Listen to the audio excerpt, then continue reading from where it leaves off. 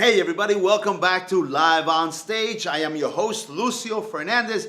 Muy buenas noches, señoras y señores. Bienvenidos a nuestro programa de televisión en vivo y en escena. ¿Y qué programa tenemos esta noche? That's why we have a great show in store for you tonight because we're covering Jon, what's the guy's name? What's his guy's name? That crazy guy. No, I'm just kidding. Jon D'Amore right here on Live on Stage. Jon D'Amore is back on Live on Stage. The last time I had this guy on the show, it drove me crazy. I was getting these phone calls and these emails, threatening letters. Why did I have him on? You know, this guy is a mobster. No, he's not a mobster. He's a writer. He grew up in Union City. Now he lives in the Midwest somewhere. Thank God, because he drives me crazy. And I love the guy. He's a super nice guy, fun guy, quite a character. He always makes me laugh. He's a super fun guy, man. Every time he's around, I don't know, I feel like going crazy. You know, I don't know what it is about him. I don't know if it's the glasses or the way he dresses. I want to get violent. No, I'm just kidding. Este tipo es buena gente, es un escritor. Es de Union City, pero se mudó para el medio de Estados Unidos. Ahora, gracias a Dios que no me están molestando aquí porque me vuelve loco un tipo. Es amigo mío, pero el tipo está chiflado. Ustedes conocen lo que es chiflado, un tipo que está whistled. Chiflado, el tipo está loco. No es un escritor de libros. Yo no sé lo que hace. Todo lo que hace es escribir ahora, escribir. Cuando estaba aquí en Union City era activo. Ahora está escribiendo y escribiendo, viajando por todo el mundo, hablando de sus libros. No, estoy jugando. Este tipo es un tipo serio, amigo mío, que es escritor. Lo tenemos aquí otra vez en este programa, hablando de sus dos libros. That's why we have him back on Live on Stage, talking about his two books. He's a great writer. He's a good guy. He's quite a character, though. He makes me laugh. That's what I like about him. Makes me laugh. Anyway, we checked out his book release in Union City, New Jersey. And we're also going to show James Austin. James Austin, my favorite jazz player, is going to be playing a little jazz music. We're going to cover Jon's event. We're going to check out, see what's what, see who's there, and see what's going on. Un poquito de jazz con James Austin, un poquito con Jon D'Amore. Y vamos al programa y después seguimos conmigo aquí porque yo tengo muchas cosas que decirle a usted. No sé qué lo voy a decir, pero voy a decir algo. Check this out.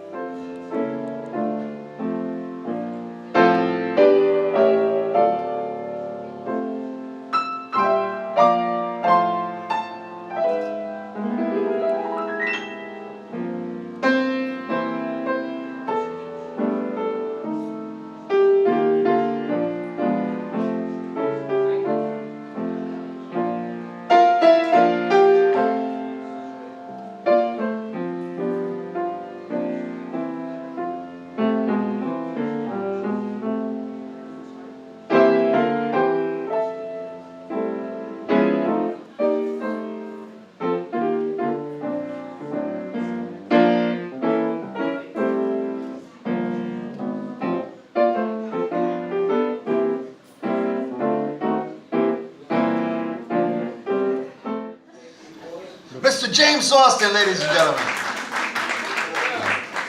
Good evening, everyone. My name is Lucio Fernandez. I'm Commissioner of Public Affairs for the City of Union City. On behalf of our Mayor, Brian P. Stack, and the Board of Commissioners, we welcome you here tonight to this terrific event featuring one of my favorite characters of all time, Mr. Jon D'Amore. So let's give it up for Jon.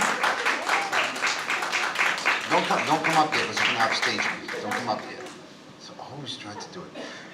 Muy buenas noches a todos, bienvenidos. Mi nombre es Lucio Fernandez, soy comisionado de Asuntos Públicos para la ciudad de Union City, en nombre de nuestro alcalde Brian Stack y la Junta de Comisionados. Le damos la bienvenida aquí esta noche, donde estamos compartiendo una noche muy agradable con una de mis favoritas personas.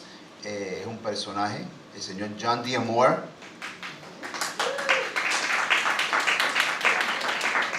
First, there was this book. It's a wonderful book. I got tired of seeing people on Facebook with this book in their hands. I couldn't give a comment on those posts because then I would get 1,000 different comments coming to my site. So I stopped, and then he got mad at me, and then I opened it up again because I have to, because he's my friend, he's my buddy, my compadre, my amigo, plus he's connected. But no. And then he comes up with this book, and I got really scared, and I said, okay, I'll buy 100 copies. Just please, let's remain friends. I am so proud. I am so proud to call him a friend. I'm so proud that he's from Union City. I'm so proud he's doing so well. And I wish him so much good fortune with both books, most especially this last one. Ladies and gentlemen, please welcome Mr. Jon D'Amore.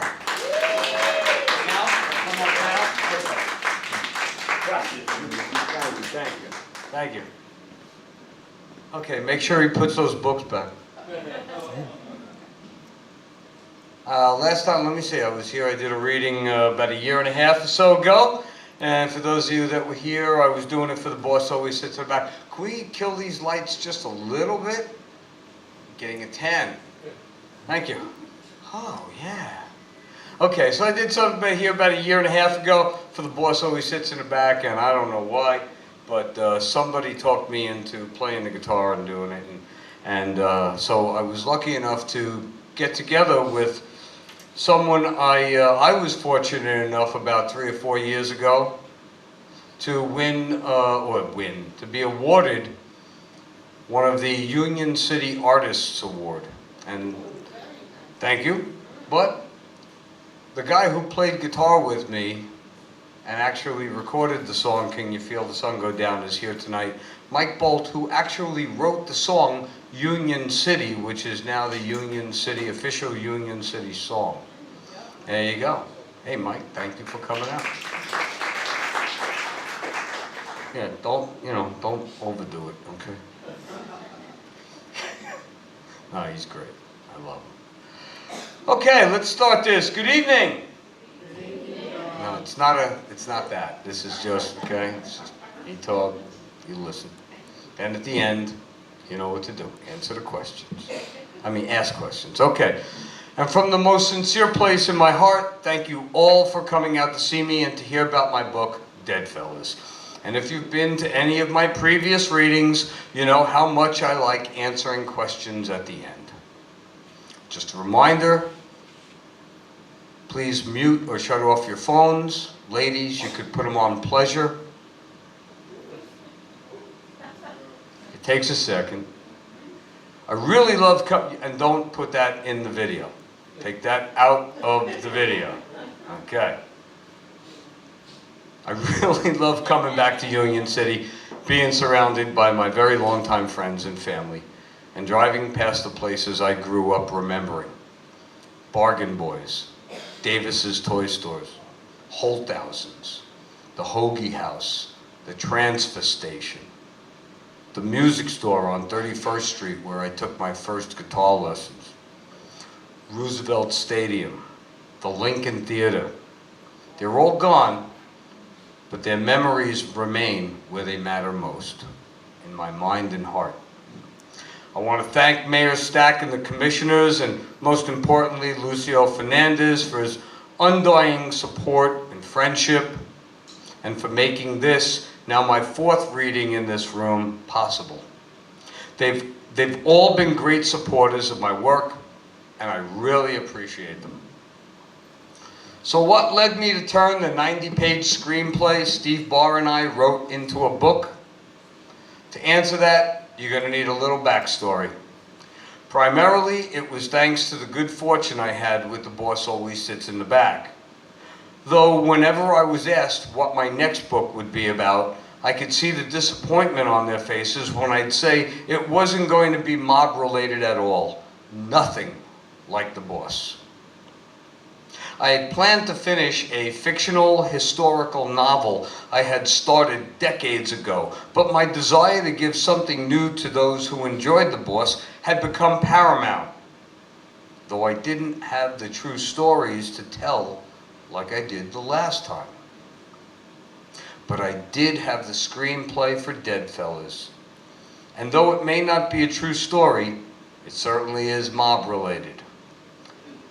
Steve and I began writing the screenplay one Saturday afternoon while sitting on the expansive 2-level deck of a home I was living in off of Hollywood's Mulholland Drive, overlooking the San Fernando Valley. At the time, a slew of low-budget slasher and gore fest films were coming out, and though they weren't the kind of films we'd run out to see, we were also smart enough to know about their substantial earning potential. And as soon as I turn that page, I'll tell you more. We each agreed that film producers wanted cheap projects with minimal number of locations, the smallest number of speaking parts, writers they can fuck over, I did say that, and beautiful women who show their breasts. Maybe a little too often, but still. Steve and I thought the same thing. We came up with a story that combined the best of our writing talents, hold back every opportunity to bring the production costs up, and get those topless girls in whenever it made possible within the script, or as gratuitously as possible.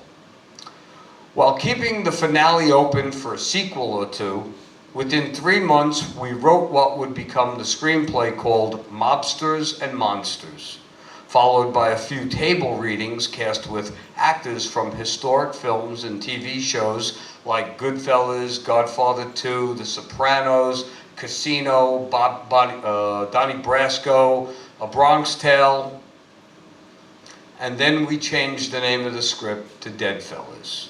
Now, to answer the question, what led me to turn the 90-page screenplay into a book, I did it because it lent itself to be the perfect foundation. It's an intelligent and funny concept, and I always wanted to tell the full backstory that couldn't be told within the confines and limitations.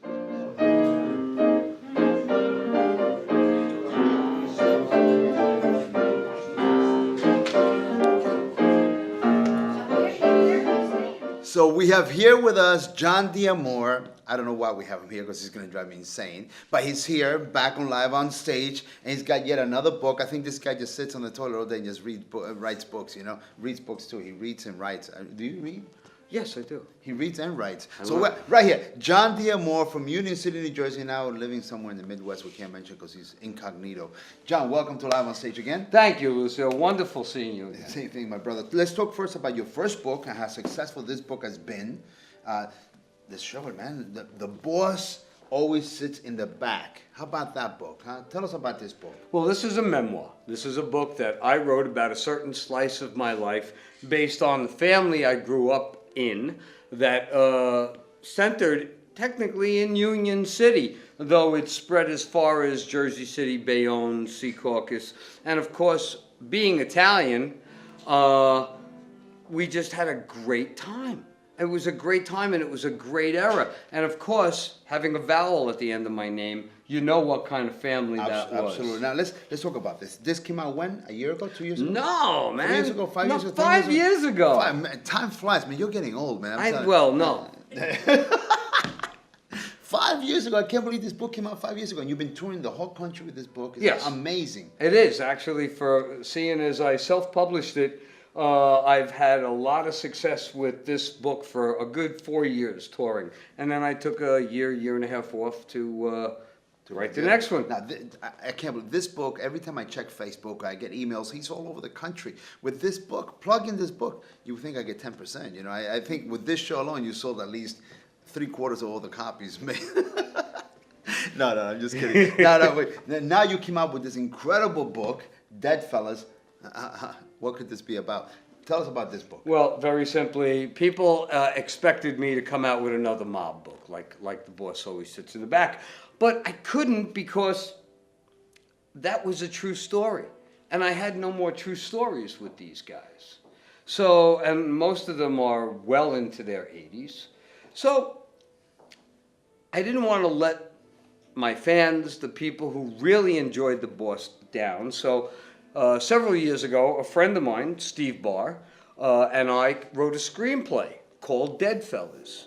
And it was only about 90 pages long, but it was mob-related, but certainly not a true story. So I decided, let me take the screenplay, and instead of it just being in 1999, I blew it out to 1956.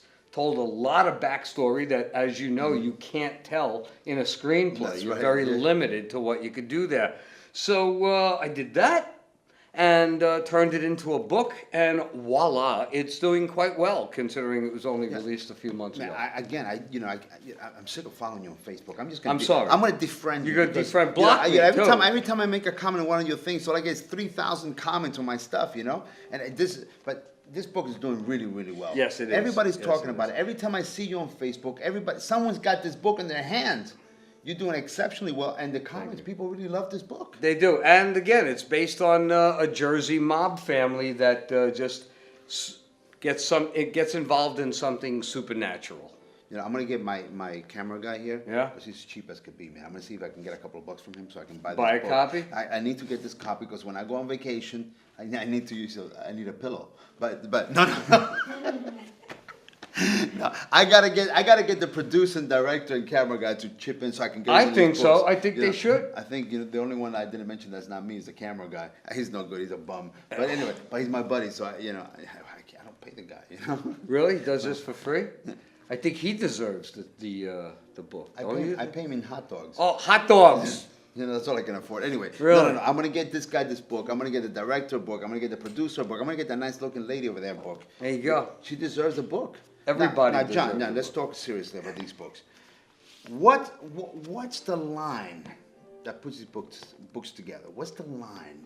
What's your style? What's your motivation behind these books? Absolutely, without a doubt. It is certainly not to make money, folks, let me tell you.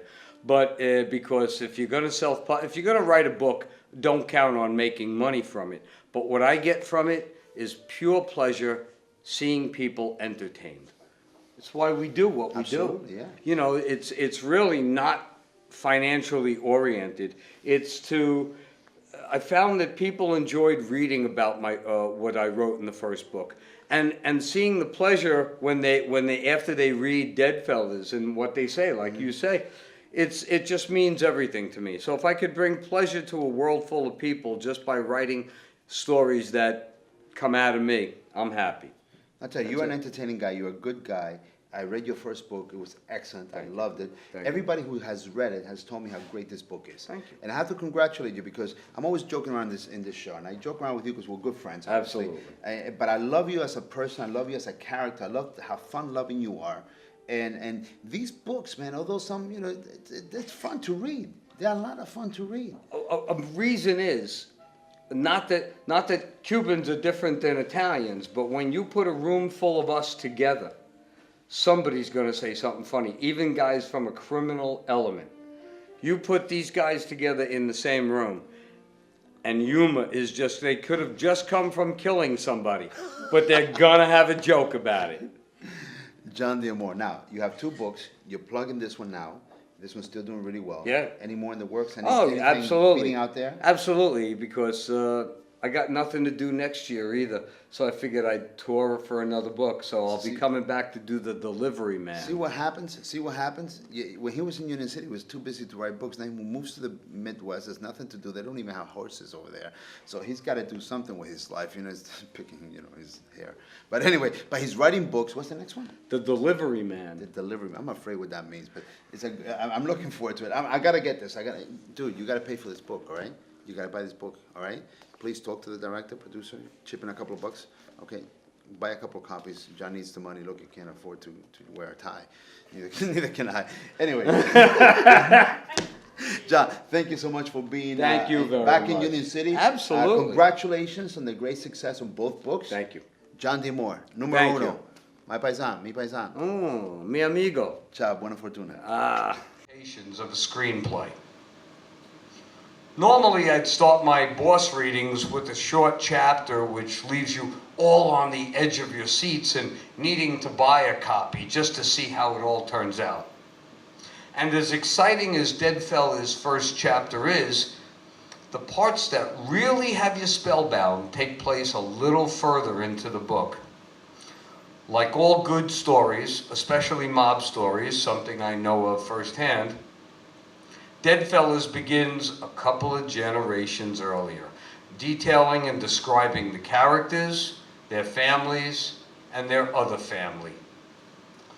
The story opens in 1956 as four Jersey mob guys from the Ponte family are on a cash pickup that goes fatally wrong when Don Vincenzo Ponte's youngest son is assassinated, leading to a local war that lingers through decades and family leaders. Over the following years, the lives of the three surviving men become entangled with each other in good and bad ways. One of them is the Don's eldest son, Joey, who eventually becomes head of the family. Another was Mike Santarella, a second-generation mobster and childhood friend of Joey's, Mike rises in the Ponte family, as does his son, Chicky, years later. And last, Enzo Paldino, a second-rate mobster who thinks he's something more than what he actually is, a glorified driver and baggage handler for those higher up in the family. His son, Richie, follows in Enzo's path of crime, grows to be evil and viciously violent, and is a constant thorn in everyone's side. In the early 1960s, the Ponte family is given a small, shabby casino in Gabbs, Nevada, a dusty little town in the middle of nowhere. The Ponte family eventually develops a close relationship with the mayor of Gabbs and his family. The New Jersey mob boss becomes a pillar of the community as he turns the rundown gambling parlor into a hotel, restaurant, showroom, and classy casino. Ponte also bought 225 acres of land 40 miles out of town to construct a large, built-to-last cabin. Of course, the locals never knew that the cabin was used to bring mobsters and other shitheads from other families around the country to be killed and buried in the forested acreage or weighed down and dropped into the lake. Over the decades, a couple of hundred people were taken to the cabin, but never left. It also turned out the locals knew something the Ponte family didn't know. From the time they arrived 8,000 years ago until they were wiped out by the Spaniards in their search for gold and American settlers in their need for expansion through to the late 1800s, the land was lived on by Native Americans known as the Shoshone. And as they were being slaughtered and forced to leave their homeland, the greatest of all medicine men put a curse on their land, that if Shoshone blood were to fall on the ground in hate, some bad shit would happen from warriors buried there. That's where we're going to come into the story. It's now the summer of 1999. Mike Sorrell's son, Chicky, now 42, and a captain in the Ponte family, was ordered by his boss, Don Joey Ponte, to go to Gabbs to see why, after 35 years of making money, the casino has been losing money over the last 6 months. They believe it's the young, trusted casino manager, Donnie Olivieri. Donnie was named after Joey's father, Donatello, and grew up under the wings of the Ponte family. He achieved a degree in business and was groomed for the casino manager job. He even had one qualification that made him essential. His Italian father had married a Shoshone girl back in the early 1960s, giving Donnie the 50% Native American blood needed to make sure the casino met the new laws implemented by the government pertaining to Native Americans managing casinos. Chicky tells Don Joey he and his right-hand man, Bobby Battolino, will handle the problem and find the missing money. But the boss orders Chicky to bring along the overly violent Richie Paldino and his good-natured sidekick, Sammy Trombino. Notice all those Italian names. Jon D'Amore on Live on Stage, and we had James Austin with the music. What a great event. This guy, the first book I read, it was phenomenal. I love the book. I'm trying to see if I can get a copy of this book, you know. Nobody spared me a couple of bucks to get it, so I'm just going to have to, when the girl who's selling them it goes out of the room to get a glass of wine or whatever, I'm just going to try to put one underneath my coat here and just slip out, you know what I mean? Hey, you got to do what you got to do. The guy won't give me a book, man. What kind of friend? I've known this guy for years. He won't give me a book. I got to buy a book. He told me to go to Amazon or something, get a book. How can I buy a book? He's my friend. He's supposed to give me a book. Este tipo es amigo mío y no me quiere regalar uno de sus libros. Yo lo que voy a hacer cuando la muchacha que está vendiendo los libros no esté mirando, voy a coger el libro, ¡pam!, me voy a tener aquí y me voy corriendo, me meto en el carro y me voy para mi casa. Y no vas a saber nada. Yo le digo que, bro, tú no cuentas bien, por eso te falta un libro. No te falta nada. Es que no contaste bien. That's right. When they notice that they're missing a book, I'm going to say, you guys just don't know how to count. You know, you probably counted wrong and it's a book missing, no problem. You know, nobody's going to steal anything from you here in the museum. Come to the museum, who's going to steal anything? Me, I'm going to steal his book. I want to take it home.